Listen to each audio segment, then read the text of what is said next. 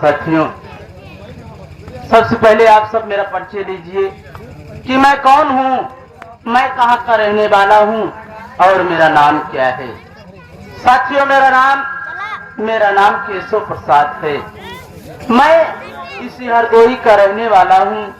मेरे घर में कुल 2 सदस्य हैं, जिसमें मैं सबसे बड़ा हूँ और मुझसे छोटी मेरी एक बहन है, जिस बहन का नाम शीला है। साथियों, क्या बताऊं साथियों, हम भाई बहन इतने अभागे हैं कि जब हम भाई बहन बहुत छोटे से थे, तभी हम भाई बहन के सर से माँ बाप को शायद छीन लिए होंगे। हम भाई बहन बचपन में ही अनाथ हो गए, माँ बाप का प्यार न पाए। लेकिन साथियों, जब उस वक्त की बात याद आती है तो मेरा कलेजा कांप उठता है। सर, बात उस समय की है कि जब मेरी माँ और मेरे बाबूजी इस दुनिया में जिंदा थे। जब मेरी माँ मेरे बाबूजी इस दुनिया में जिंदा थे, तब मेरे बाबूजी एक डॉक्टर थे। घर में चारों तरफ खुशियां ही खुशियां थी। एक दिन की बात है, हम भाई बहन घर के बाहर खेल रहे थे। जब हम भाई बहन घर के बाहर खेल रहे थे, तभी अचानक धरती हिलने लगती है। साथियों, धरती हिलने लगती है, तब मेरी बहन मेरे पास आती है, मुझसे कहती है कि भैया देखो आज धरती हमें झूला झुला रही है। लेकिन हम सब बच्चे थे, नादान थे। अरे हम सबको क्या पता था कि ये भूकंप है। उसी वक्त इतना बड़ा भूकंप का झटका आया कि उसी भूकंप के झटके में मेरा मकान ध्वस्त हो गया और उसी मकान के छत के नीचे दबकर मेरी माँ अपने प्राणों को त्याग दी। भाई बहन बात कराते हैं, देखते हैं कि माँ की लाश दबी पड़ी है और मेरे बाबूजी खून से लहूलुहान जमीन पर करा रहे हैं। बाबूजी के पास गया, मैंने कहा कि बाबूजी आपको बहुत खून बह रहा है। मेरे बाबूजी मुझसे कहते हैं कि ना बेटा ना रो मत, अब मेरी जिंदगी की चंद सांसें बची हैं। मैंने कहा कि बाबूजी ऐसा ना कहो, आखिर हम सब किसके सहारे रहेंगे। मेरे बाबूजी मुझसे कहते हैं कि धीरज रख बेटा, जिसका सहारा कोई नहीं होता है उसका सहारा भगवान होता है। मेरे बाबूजी मुझसे बोले कि बेटा आज मैं अंतिम समय में तुझसे कुछ कहना चाहता हूँ, जरा मुझे अपना हाथ दे। मैंने अपना हाथ बढ़ा करके अपने बाबूजी के हाथ में रख दिया। मेरे बाबूजी मेरा हाथ पकड़ करके मुझसे कहते हैं कि बेटा मुझे वचन दे कि मेरे मर जाने के बाद तू अपनी बहन का पालन पोषण करेगा, इसे पढ़ाएगा लिखाएगा। और मेरी अंतिम इच्छा यही है कि जिस तरीके से मैं डॉक्टर हूँ, उसी तरीके तू भी पढ़ लिख करके डॉक्टर बनना, मेरी इच्छा को पूरी करना। मैंने कहा कि बाबूजी मैं आपका औलाद हूँ, मैं आपको वचन देता हूँ कि मैं आपकी बातों का पालन करता रहूंगा बाबूजी। साथियों, इतना कहते ही मेरे बाबूजी का हाथ मेरे हाथ से छूट जाता है और मेरे बाबूजी मेरी बाहों में अपना दम तोड़ देते हैं। जब उस वक्त की बात याद आती है साथियों, आंख से आंसू रुकने का नाम ही नहीं लेते। माँ और बाबूजी का जब स्वर्गवास हो गया, गांव वालों का सहारा पाकर के हम भाई बहन किसी न किसी तरीके माँ और बाबूजी का अंतिम संस्कार किए। घर तो हमारा वीरान हो चुका था। किसी तरीके टूटी फूटी झोपड़ी बना करके हम भाई बहन रहने लगे। जो समय गुजरता गया साथियों, उम्र बढ़ती गई। आज हम भाई बहन उम्र के इस पड़ाव पर आ चुके हैं साथियों। इस वक्त मैं डॉक्टरी पढ़ रहा हूँ, लेकिन आज मैं महीनों भर से बैठा हूँ। आज ये वर्ष जो चल रहा है, ये वर्ष मेरी पढ़ाई का अंतिम वर्ष चल रहा है। मैं सोच रहा हूँ कि अगर मैं कॉलेज की फीस नहीं भर पाऊंगा, एग्जाम नहीं दे पाऊंगा, और जब मैं एग्जाम नहीं दे पाऊंगा तो मेरी माँ और मेरे बाबूजी का सपना अधूरा रह जाएगा। दूसरी तरफ चिंता लगी रहती है कि घर में बहन सयानी पड़ी है। सोचता हूँ कि अगर आज मेरे पास पैसे होते तो मैं जल्दी ही एक अच्छा सा लड़का ढूंढ सकता, अपनी बहन के हाथ पीले कर देता, उसे गली में बिठा के उसके ससुराल पहुंचा देता तो मेरा जीवन धन्य हो जाता। मेरा एक दोस्त है जिसका नाम सूबेदार पटेल है, मेरा बहुत ही जिगरी दोस्त है। समझ लो कि मेरे सुख दुख का साथी है। आज वो मेरे पास अगर आएगा तो आज मैं उससे अपनी चिंता जरूर व्यक्त करूंगा।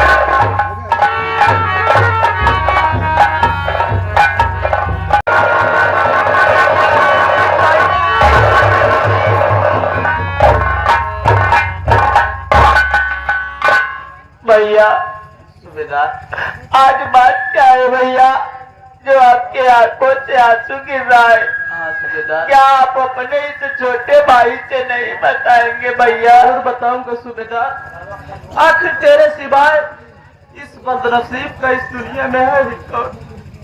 सूबेदार भैया, तू तो मेरे बचपन का यार है ना? हाँ भैया, तो घर की सारी बातें जानता है, तुझसे क्या छुपाना मेरे दोस्त। जानता है क्या भैया, आज मुझे अपनी माँ और अपने बाबूजी की याद आ गई सूबेदार। वो हादसा, वो मंजर याद आ गया जब मेरी माँ मेरे बाबूजी सूबेदार भैया, तू तो जानता है कि मैं डॉक्टरी पढ़ रहा हूँ। हाँ भैया, मेरी पढ़ाई का अंतिम वर्ष है, मेरे पास पैसे नहीं है। मैं सोच रहा हूँ कि अगर मैं पढ़ाई पूरी नहीं कर पाऊंगा तो मेरी माँ और मेरे बाबूजी का सपना अधूरा रह जाएगा। और दूसरी तरफ चिंता लगी रहती है कि घर में बहन सयानी हो चुकी है। सूबेदार इधर आ मेरे, जानता है सूबेदार, अरे बड़े बुजुर्ग कहते हैं कि जिस नारी की हो चढ़ी उम्र, पति का देहांत तो हो गया हो, और जिस माता का बूढ़ेपन में आंखों का लाल खो गया हो, बेहद के कुटुंब दरिद्र या दूसरी भावनियों, सर पर बहरी की शंका या कर्जे की डिग्री हो, जिस घर में सांप कराहे बास छप्पर से गिरता पानी हो, अरे उसको सुख नींद कब आए जिस घर में सुता सयानी हो। जानता है मेरे भाई, जिस घर में बहन बेटियां सयानी हो जाती है उनके घर वालों को नींद नहीं आती है, उसी तरीके मुझे भी रातों को नींद नहीं आती सूबेदार।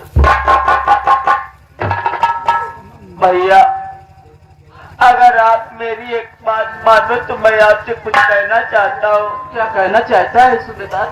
भैया मैं यही कहना चाहता हूँ कि आइए हम दोनों भाई चलते हैं प्रधान जी के पास, वहाँ चलेंगे तो हम लोग नरेगा का काम चल रहा है, वहाँ पर चलकर प्रधान जी से हम लोग मदद मांगेंगे, काम न मांगेंगे।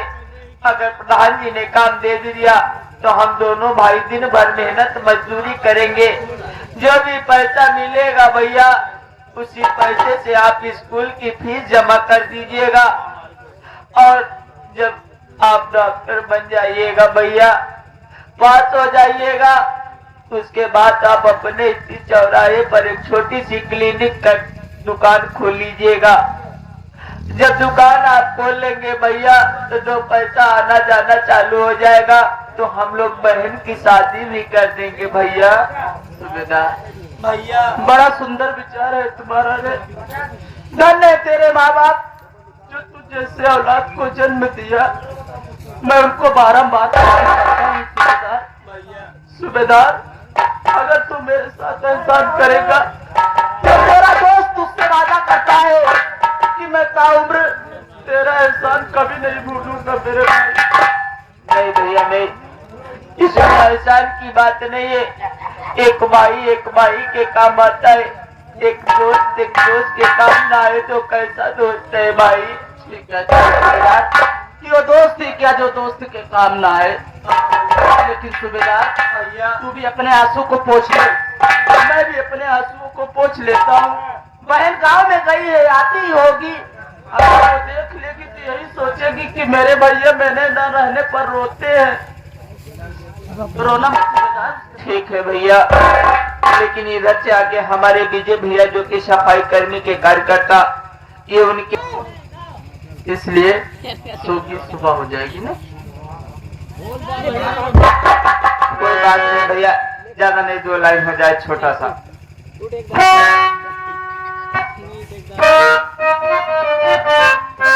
सूबेदार, आज हमारे जगत बहादुर पटेल भैया और उनके लड़के, जितने 5 लड़के हैं, सभी लोग आज दरवाजे पर इतने धूमधाम से लाइट सजावट, तमाम बिरादरी लोग को भोजन कराए और आज सब खुशियां मना रहे हैं कि आज बाबूजी के 13वीं है। 13वीं का भोज का प्रसाद सभी को ग्रहण कराए अपने दरवाजे पर, और सभी भाइयों के मनोरंजन के लिए मास्टर शफीक साहब की पार्टी बुलवाए। लेकिन उस दिन इन सबके की दिल पर क्या गुजरी होगी जब बाबूजी इस दुनिया को छोड़कर के उस दुनिया में गए होंगे। सूबेदार बाबूजी जब इस दुनिया को छोड़कर गए होंगे तो जब सब खबर पाए होंगे कि आज बाबूजी तो इस दुनिया में नहीं रहे, अरे उनके लड़के सब रोते भागते बाबूजी के पास आते हैं, करोड़ रुदन करते हैं। सूबेदार कैसे भैया? कहते हैं कि अगर बाबूजी दरवाजे पर बैठे रहते तो भी अच्छा रहता। आज उन्हीं बाबूजी के विषय में 2 शब्द कहना चाहता हूँ, जो भी गुस्ताखी होगी माफ करना आप सब।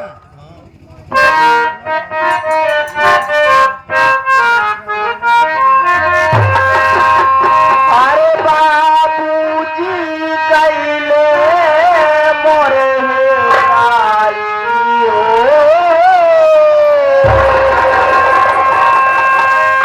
बाबूजी कैले मोरे आई हो, और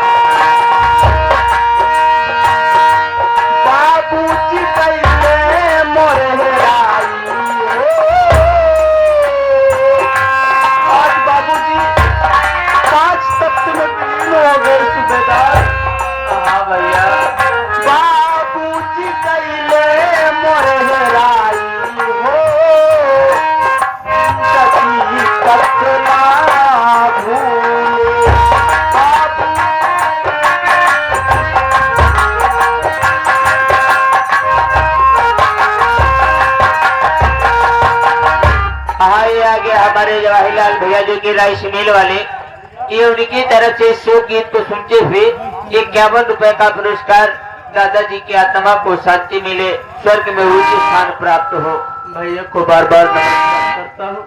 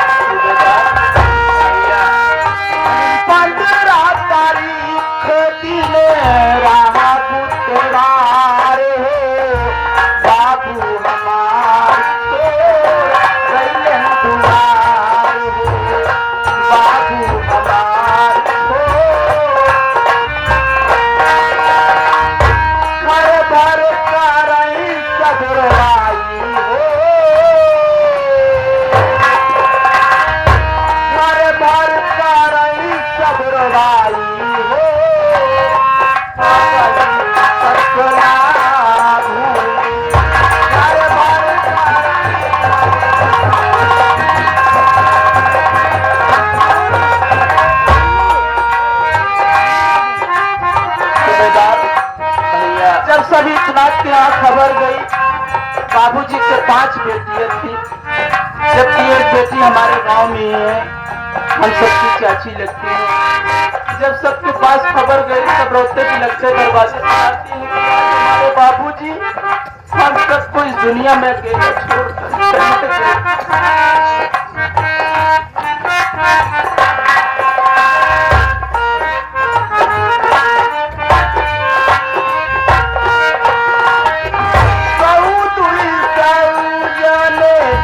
कंधवा पे धई के पहुँच गए थे, मैं बाबू की गली पे पहुँच गए।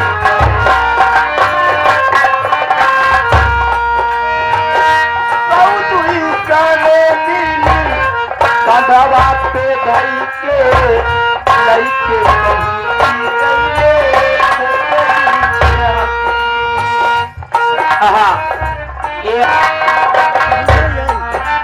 सुबेदार जब बाबूजी खत्म हुए, तमाम नात रिश्तेदार गांव के टोला मोहल्ला के जहाँ तक लोग सुन पाते हैं कि आज बाबूजी खत्म हो गए, सभी लोग बाबूजी का अंतिम दर्शन करने आते हैं। सुबेदार कैसे भैया?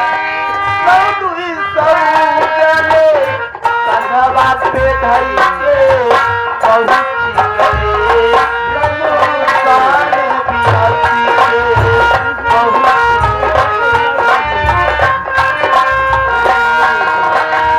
बाबूजी के दिहाले दफनाई हो, बाबूजी के दिहाले दफनाई हो, अपनी सपना भूले। बाबूजी के दिहाले